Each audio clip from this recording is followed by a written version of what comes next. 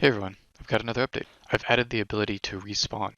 So now dogfights are a little more forgiving. Before, if you were destroyed, you would have to restart the program just to continue playing. But now you can respawn at your carrier ship. So when you need to respawn, you just fly out of the side of your large ship. This also means that the carrier ships have a method of respawning ships after you destroy them, so they can continue to replenish their fallen fighter ships. I think it looks kind of cool how they fly out in formation, and I did this by sleeping the AI brain for a second or two when they just spawned.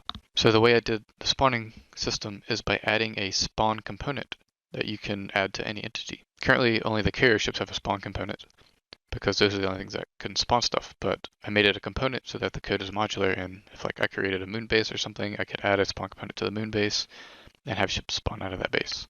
When the player dies, what it does is it finds the owning carrier ship for the ship that it was controlling and requests a spawn component from that carrier. If it has a spawn component, it sets up a spawn, and it should always have a spawn component. So for modding purposes, you can actually set your own spawning locations on custom models. What you do is you place the spawn points in the model editor in the direction that it spawns from. So you can open up the model editor from the dev menu, and then you select your ship that you want to add them to, and then you can move them around and place them wherever you want. So I've placed them over the hangar doors. So you may have noticed when respawning, I had text at the top of my screen telling me how long until I would respawn.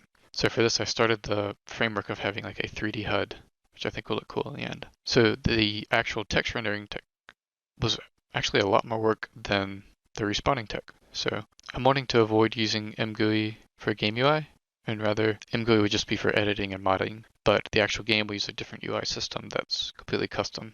That way I have absolute control over it. So the text is like a digital clock. The letters or glyphs are composed of different rectangles that are either turned on or turned off. This way I don't have to worry about loading fonts or anything like that.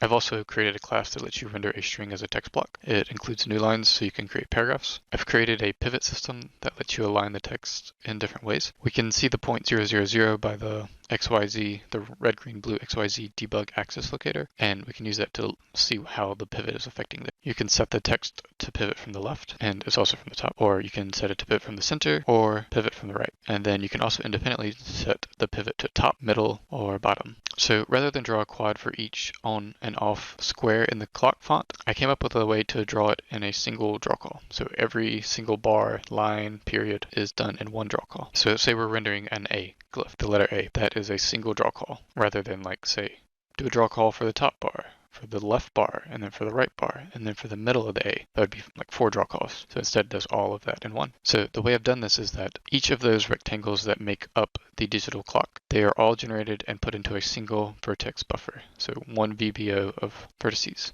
But just rendering that would always render the entire clock turned on. So every box would be turned on. So I needed to come up with a way to select certain boxes to show and certain not to show, all in a single draw call. So the vertex of each rectangle is given a special value. It is an integer, and it is a single bit in that integer. So this int is mapped to an enum, and that enum defines each rectangle to a single bit in an int.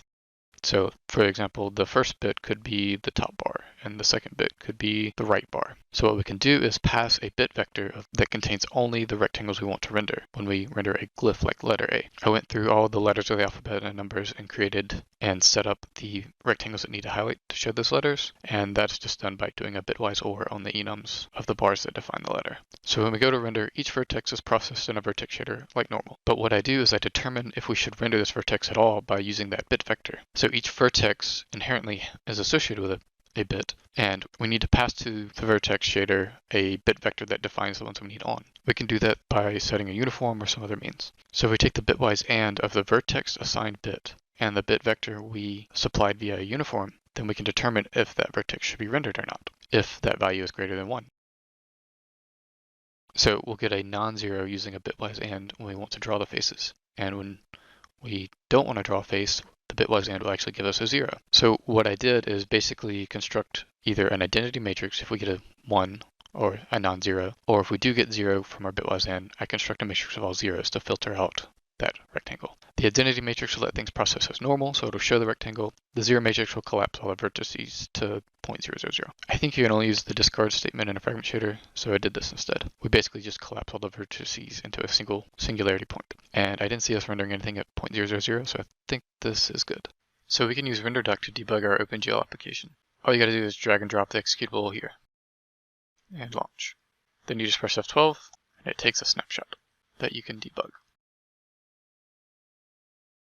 So this works, and we can render a single glyph and a single draw call, which is great, but we can actually do even better. What if we could render all of the glyphs of a single text block in one draw call? And we can do that with instancing. What we do is, instead of rendering each glyph individually, when we would render a glyph, we store all the data needed to render that glyph in some buffer, like a dynamic array, like a std vector. And then after we've stored all our data, we can put that data in a Vertex attribute, a special one that's built for instancing, and render the glyphs all in one go. So after we've collected all the data into some vectors, we package all that data and put them into special instance Vertex attributes. So basically VBOs, that is Vertex buffer object. So we're also storing that Bitvector for each glyph in the VBOs instead of uniforms now. We're also storing things like the pivot matrix, the parent matrix, and things like that. So once we have all the instance buffer data stored in a VBO, then we can issue the draw call. So it'll do the same bitwise, but it won't be reading it from a uniform, it'll be reading it from another Vertex attribute. And so now we've actually achieved rendering the entire text in a single draw call. So this is a success, and I can render each text block in its own draw call instead of rendering each glyph individually. But we can take this even further than that. We can render all of the text in a single draw call and not just each text block in a single draw call. We can only really do this if they're all using the same shader, but in my case right now, that is true. So I'm calling this batching. I think that's what it's called, but if it's not, leave a comment and let me know that I'm using the term incorrectly. But I believe this is what you call batching. So instead of rendering when we reach each text block's glyph count, what we're going to do is keep packaging stuff and package all of the text data into a single buffer that, and do one giant instance render. We might reach a limit of how much data we can put into an instance buffer, so there's like a max buffer amount that you can hit, and then it'll just draw and then start batching other things together as a failsafe. Great, so batching works, and it looks like we've got all of this in a single draw call. So batching should be faster than instancing, and instancing should be faster than a single glyph rendering, except for that's not what I observed. I observed the opposite, and it made no sense to me because I've seen instancing completely dominate individual draw calls in terms of performance. So what I did is I profiled the code to figure out what the problem was. So there's a few things you need to do if you want to profile something. The first is you put a breakpoint somewhere and you enable the CPU profiling. Then you disable your breakpoint and let it run for a little while. It needs to collect data. After some time has passed, and I mean, maybe 30 seconds or more, probably depends on the type of application and complexity you're running. But after some time has passed, you hit that breakpoint again. You turn off your CPU profiling because you don't want to leave that on, but you can review your data once you've turned that off. So if I step down into this profiled results, I can see what's taking a long time. And it turns out that when I was doing my batching, I was accidentally storing away all my data for each character. So I was making a lot of copies of the data. This is because I was going to do one approach, and then I switched and didn't realize I forgot to remove a loop. So let's remove that loop and test it and see if that fixes things. So fixing it actually gave me the results I was looking for. Now things are more aligned with what I was expecting. So to test things, I've added a text widget to every ship we spawn, just as a test. We don't actually need this, but it's a good way to get an idea of performance. So using a per letter glyph rendering, I'm getting around 9 to 10 frames per second. If I switch over to instance rendering, I get about 30 to 31 frames per second, and that's a huge increase. So success. If I switch over to batch rendering, the frame rate actually jumps up to 42 to 43 frames per second. So just to stress things out, I created a stress test level where I load a large number of ships. I think we're around 5,000 right now. This so I have a place that I can optimize stuff. And hopefully I can optimize it so that it'll be smooth with that many ships. But adding the text to every ship does reduce the frame rate quite a bit on the stress test level. But let's see how many draw calls we actually got down to. So we can use RenderDoc for that. So for about 5,000 ships, each rendering about 30 to 40 glyphs, we're down to just 4 draw calls. That's a pretty big deal because that's a lot of text. So I think that's about it for this update. I hope you enjoyed it and particularly learned something. So let me know what you thought about this new format. I try not to show a lot of code because that could get boring. In this case, I feel like I need to show a little bit just to convey the high level ideas. Next, I want to get the menu flow working. So like you can be in the main menu, select a level, go play that level, exit the level, and then go back to the main menu and choose a different level. I think when I get that, it'll feel more like a proper game. All right, anyways, until next time, see ya.